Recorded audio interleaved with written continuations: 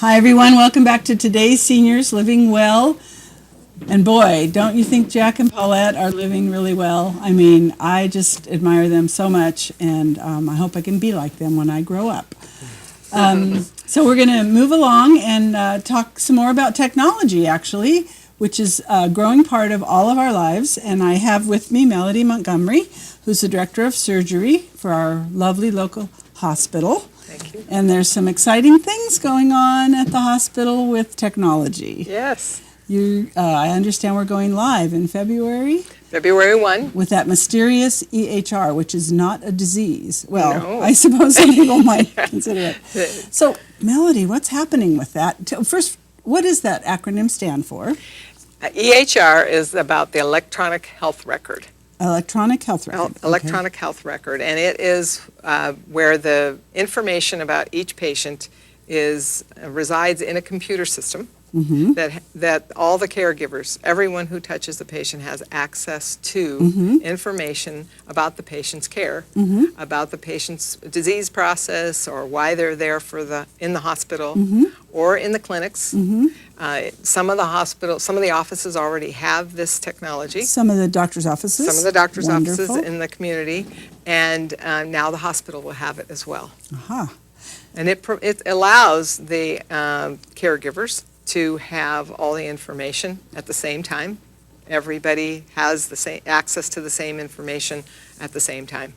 It's no longer a paper chart that follows the patient wherever they go. Or doesn't follow them in some situations. Exactly, yeah. Yes. So if a patient gets admitted to the hospital, mm-hmm. say this is post-February. Right, post-February 1. Yeah. And everything's working smoothly. Yes. And a patient gets admitted to the hospital. Mm-hmm. How does it change their experience, do you think? I think one of the things that they'll see is there will be computers at every bedside. Mm-hmm. Whether it's a computer on wheels, we call those WOWs, so people might hear that terminology, a workstation on wheels. Workstation on wheels, okay. Mm-hmm, where you can actually wheel it right up to the bedside. Mm-hmm. Or there will be a computer that's attached to the wall, mm-hmm. right next to the patient in mm-hmm. the room or in the bed space where they are, in a pre-op area, mm-hmm.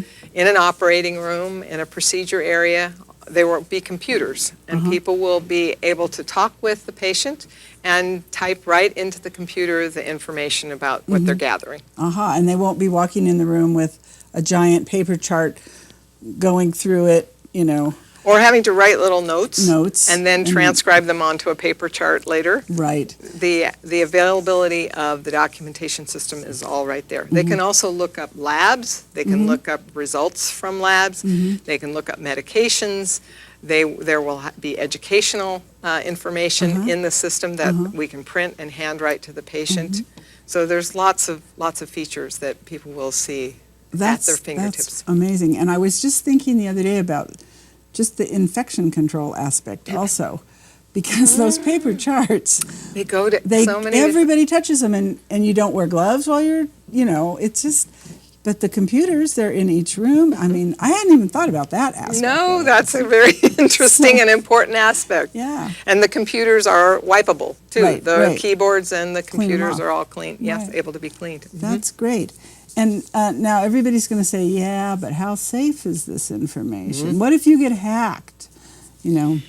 Well, I don't think it's completely impossible, but I think that hospitals and medical centers and healthcare facilities have very deep firewalls, what mm-hmm. we would call, and that protects the information. Mm-hmm. Every person that uses the computer has to have a password, and those passwords have to be refreshed every 6 months, mm-hmm. at least. Mm-hmm. In some mm-hmm. instances, more often. More often, yeah. So it is a robust system uh-huh. that has worked for a long time in many places. Yeah, there's a lot of places using this already. Absolutely, right? Yes. And what's ours called? Ours is Epic. Epic. Ours is Epic. It is actually the same system that Kaiser uses, and mm-hmm. I know lots of people are familiar with mm-hmm. that system. Mm-hmm. And a lot of places in the country, probably the majority that are using a software system mm-hmm. for healthcare records mm-hmm. are using Epic. That's great. Very popular. That's great. Very functional. Now I work on weekends for home health, and we're just finally getting our laptops.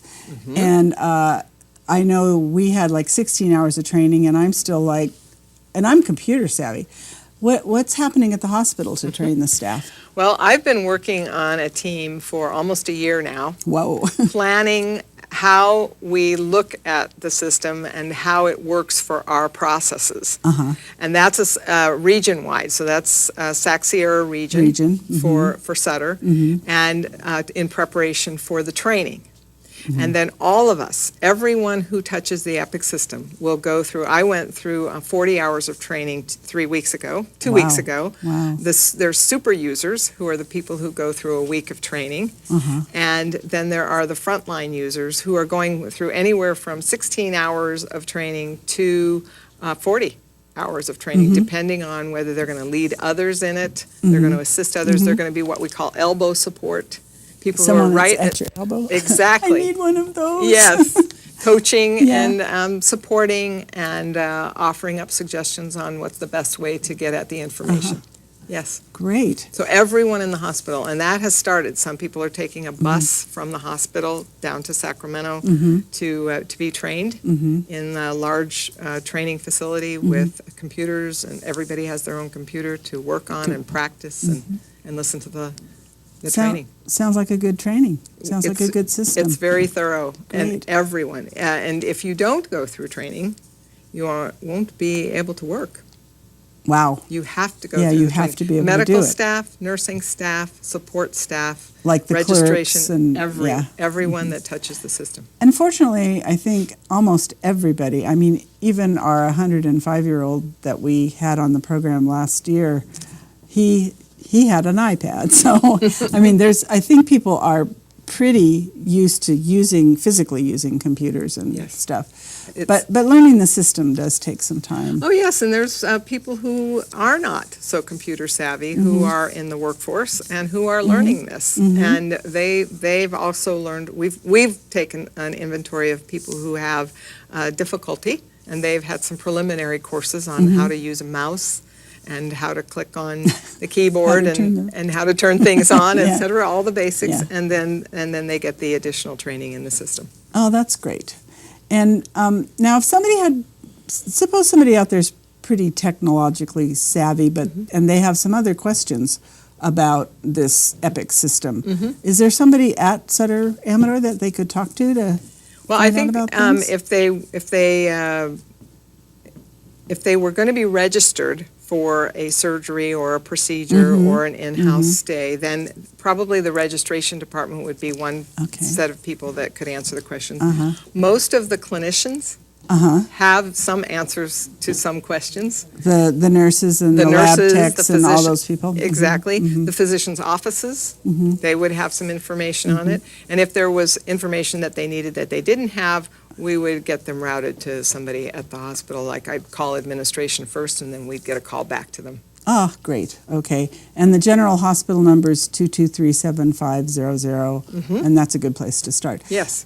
What if my doctor isn't doesn't have Epic in his office? How does my history how does that work? Well, most physicians will have access to the system remotely so that they can look it up even if they don't have it in their office. Oh, okay. But they're working on all those connections. The other is that they can come to the hospital and look things up. But even if they admit patients, they do any procedures, they will all be trained on it as well. So there's a challenge for you. Yeah. Yes, the medical staff is trained as well. The doctors that have staff privileges at Sutter Amador will have to know this. Yes. And the ones who are using the hospitalists won't need it so much, but they still should probably have some basic knowledge of it. I think so. They're going to want the information that's in the system. So Sure. there are ways that the hospital and the Sutter system has of connecting with private physicians as well. I'm not as familiar with all those connections, but there's actually incentives in our healthcare programs now where it's to the physician's advantage to have this in their offices as well. That's great. Boy, I would certainly want my doctor to be able to access all. I mean, I don't have much of a medical history, but, it just seems logical that people would want to have all that available if they showed up at the hospital and couldn't speak to their own history, for example. Absolutely. It tracks everything. It tracks your medications, what meds you're on now, what you've stopped taking, and what you're now taking. Any information that we get from a patient will be registered in there, and you can look back and plan forward.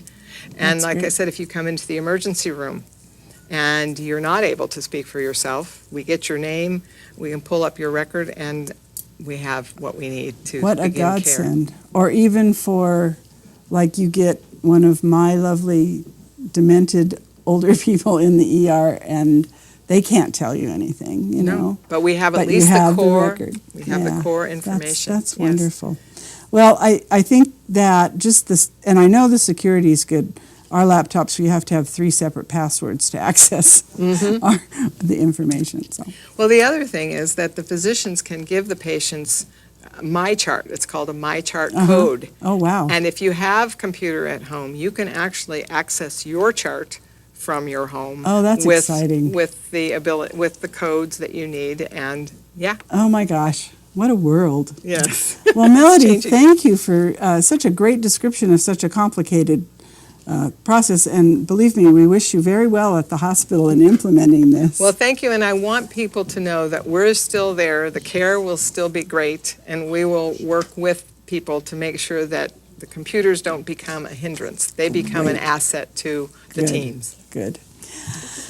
Well, hey guys, we got to go, but Cease Candy, we still have it. If you missed the sale, we got plenty of candy at good prices, and we've got all these cute little novelties, including this little box for $5. Perfect hostess gift.